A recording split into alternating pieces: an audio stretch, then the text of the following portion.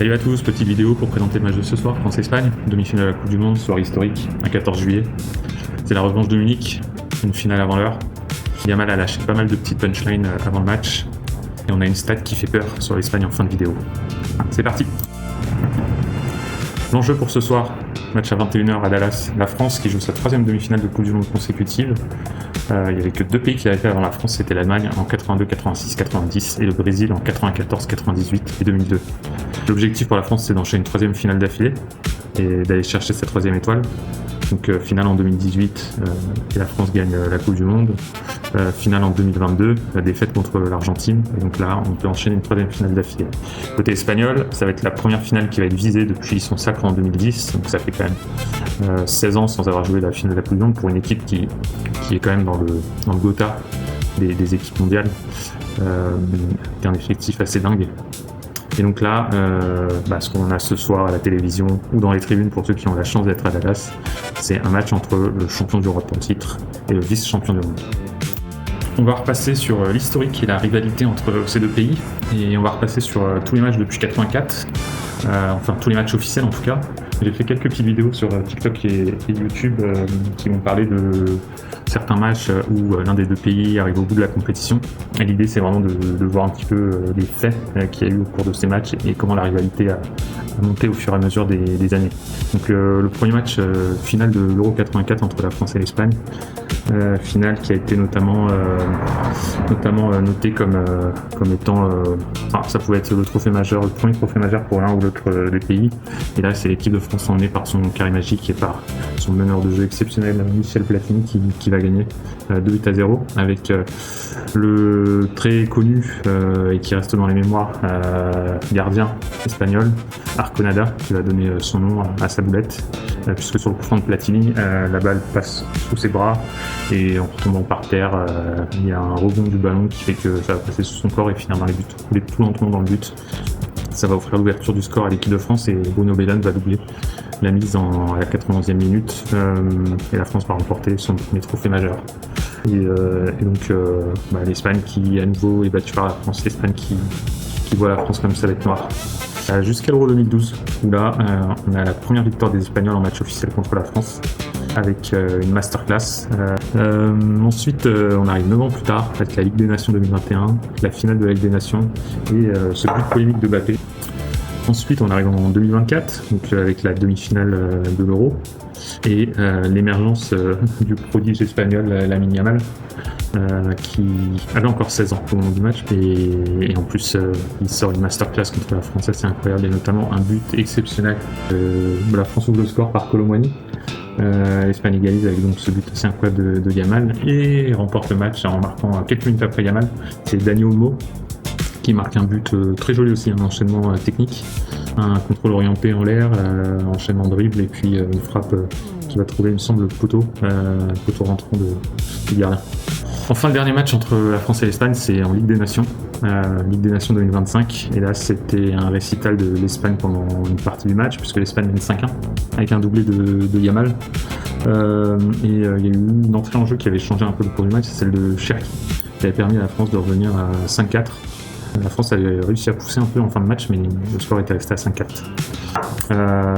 Donc, ça fait 2 victoires d'affilée pour les Espagnols contre la France, 2024-2025, et donc là on arrive en 2026 et donc cette demi-finale qui est donc la troisième demi-finale consécutive entre les deux, et donc un match crucial ce soir. Et on part sur le duel du match, duel de crack entre Mbappé et Yamal. Donc les deux joueurs sont dans des formes assez différentes puisque Mbappé est dans la forme de sa vie, 8 buts en Coupe du Monde, participe énormément au jeu, a l'air complètement épanoui. Et en face Yamal, 19 ans, c'est incroyable, 19 ans. Et il les a fêtés hier, 18 ans jusqu'à hier.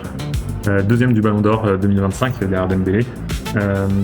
Yamal il a déclaré que si la France doit craindre une équipe, c'est l'Espagne. Parce que c'est l'Espagne qui les a éliminés la dernière fois. Ce qui n'est pas faux, comme on a vu dans le précédent chapitre, l'Espagne reste sur 2 victoires d'affilée contre la France, 2 victoires dans lesquelles il n'y avait pas eu photo, même si le 5-4 était un peu... On a eu un retour assez exceptionnel de la France en fin de match, mais bon, ça reste quand même une équipe qui a pris 5 buts contre l'Espagne. Donc logique que Yamal balance cette petite punchline, c'est un peu présomptueux, d'autant que c'est vrai que les 2 dernières confrontations, l'Espagne s'appuyait sur ces 2 joueurs de couloir qui étaient en très grande forme, Yamal et Williams, et là Williams, on l'a quasiment pas vu du tournoi. Bon, on l'a pas vu parce que finalement il a passé 57 minutes sur le terrain, mais de manière assez invisible. Et Yamal, pour l'instant, c'est un but, pas très décisif, et puis même dans le jeu, on voit pas faire des différences. Enfin, on voit pas le Yamal qu'on a vu à Barcelone toute l'année avant sa blessure. Il a également rendu un hommage aux joueurs français, puisque on lui a demandé s'il aimerait avoir des caractéristiques supplémentaires dans son jeu, qu'est-ce qu'il voit chez les Français qu'il aimerait avoir. Donc il a parlé des 2 pieds de Dembélé, de la vitesse de Mbappé. Il a dit que finalement c'est Olise qui est le joueur qui ressemble le plus sur le terrain, ce qui est foncièrement vrai parce qu'ils ont un peu le même style. Bon, déjà tous les 2 sont gauchers, tous les 2 jouent côté droit. Tous les 2 sont hyper élégants sur le terrain, toujours tête levée. Les 2 sont toujours à la recherche de la passe qui fait la différence. Yamal va un petit peu plus tenter de dribble. On tente un peu moins, mais les 2 ont cette capacité assez incroyable à effacer leur adversaire. C'est vrai que le style est assez identique et les 2 joueurs, déjà on a 2 futurs top 5 au Ballon d'Or, très probablement. Et côté France et Mbappé, Mbappé pour lui, il a répondu à Yamal en disant que les grandes équipes sont celles qui gagnent, donc il faudra parler après. Là, il a parlé un peu tôt. Il a aussi donné des nouvelles rassurances sur sa cheville puisqu'il a dit que c'était plus un sujet. Donc cheville en bon état, pas de soucis, il sera à 100%. Concernant les clés tactiques sur ce match, il y aura neutralisé Yamal, et là ce sera Digne qui sera le latéral gauche de l'équipe de France, et donc il y aura Yamal face à lui. Il y aura très certainement un soutien de l'ailier gauche français, donc on ne sait pas encore si c'est Doué ou Barcola qui jouera. Mais à mon avis, je pense que ça serait plutôt Doué, puisque Doué a montré justement des capacités à répéter les efforts, et notamment les efforts défensifs. Il va un peu plus sécuriser le côté gauche avec Yamal et Porro. Porro, qu'il ne faut pas oublier, qui est un latéral droit hyper offensif, et donc si on ne veut pas se retrouver dans une situation où on a un 2 contre 1 et que Dean se retrouve un peu isolé à chaque fois, il faudra un ailier gauche qui fasse un très gros repli défensif sur les montées de Pedro Porro, et voire proposer un double marquage sur Yamal sur certaines phases un peu construites des Espagnols.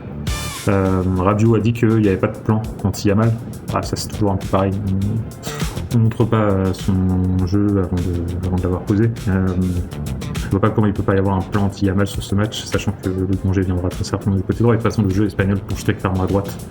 Au milieu de terrain, il y aura une bataille assez féroce, puisque d'un côté on aura Rodri, Pedri et probablement Fabian Ruiz en duel avec un duo Rabiot-Tchouaméni, sauf si Tchouaméni est encore blessé.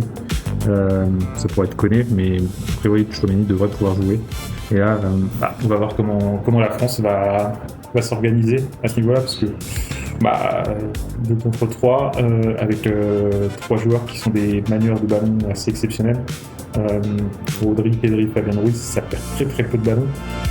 Pour moi, Tchouaméni il est vraiment indispensable, parce qu'il a une capacité à lire les trajectoires de balles et à gratter les ballons et à mettre un peu de muscle dans ses duels, qui va être assez important pour l'équipe de France. Mais dans tous les cas, il y aura une différence, puisque si les Espagnols jouent à 3 impacts contre 2 Français, ça risque d'être un peu compliqué. Et là aussi, ça va être le soutien de Olise, parce qu'Olise va pouvoir aider ces 2 milieux de terrain pour former un trio, et pour pouvoir mettre un peu de pression sur la pointe basse des Espagnols, Rodri. Il y aura un gros enjeu de ce côté-là. Côté France, ce qui peut faire mal à l'Espagne, c'est le jeu en transition.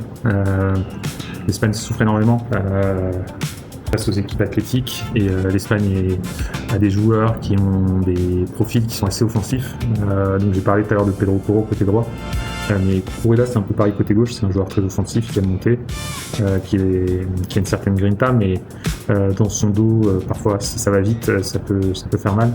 Et là ça va être un peu la clé tactique aussi, c'est le positionnement des 2 équipes, c'est la manière dont les joueurs vont trouver les espaces, et d'un côté la France qui ne peut pas se permettre de laisser Correa monter et se retrouver dans des situations de contrainte face aux latéraux. D'un autre côté Pour Real ne peuvent pas se permettre de monter et laisser Olise, Dembélé, Doué, Barcola, Mbappé seuls. On va avoir Mbappé qui va beaucoup dézonner, donc potentiellement, pareil, Mbappé fera des appels sur le côté gauche parce qu'il aime bien partir de ce côté-là. Et donc Poro aura potentiellement 2 joueurs à surveiller. Tactiquement, ça va être assez impressionnant. Je pense qu'on va avoir un duel assez fou. Sur la possession, la possession elle est espagnole sur les matchs précédents. Elle sera peut-être espagnole encore ce soir, mais la possession elle est assez stérile. Ça leur permet pas vraiment de faire des différences. D'ailleurs, l'Espagne n'a marqué que 11 buts, la France en a marqué 16.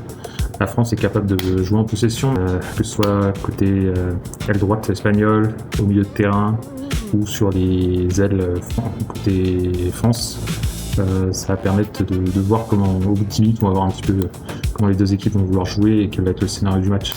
Un des scénarios qui peut arriver, c'est que finalement les deux équipes se craignent et qu'il y ait du double marquage de partout. Et qu'on se retrouve avec un match où on est à 0-0 autour de la 70e minute. Et là, ça va être les bancs qui peuvent faire la différence. Côté espagnol, on a vu qu'ils ont un super joker, parce que Merino a entré 2 fois. Au cours des 2 derniers matchs, il a marqué 2 fois contre le Portugal. Et côté France, on a vu que le duo Doué-Barcola, qui se relaie assez régulièrement, fait mal. L'entrant profite très souvent du travail du titulaire pour faire la différence. On a vu Doué obtenir un penalty en entrant contre le Paraguay. On a vu Barcola aussi profiter dans les phases de poule du travail de Doué, puis ensuite rentrer pour faire la différence sur des appels en profondeur. 2 styles de jeu assez différents, parce que Doué c'est un ballon-pied qui va être dans la provocation, quand Barcola ça va être un joueur de profondeur qui va essayer d'être à la limite du hors-jeu et demander le ballon dans les espaces. Du coup, pour les compos, normalement la France va rester sur son 4-2-3-1. Maignan dans les buts, avec Koundé latéral droit, Upamecano Saliba dans l'axe, Tigna à gauche, Rabiot au milieu de terrain, et là il y a un petit doute sur Tchouaméni qui l'accompagne, ou s'il n'est pas à 100%, ce sera Manu Koné.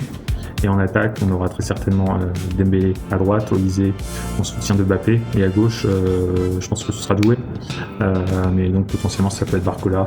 En tout cas, ça va jouer 60 minutes, 30 minutes entre Doué et Barcola.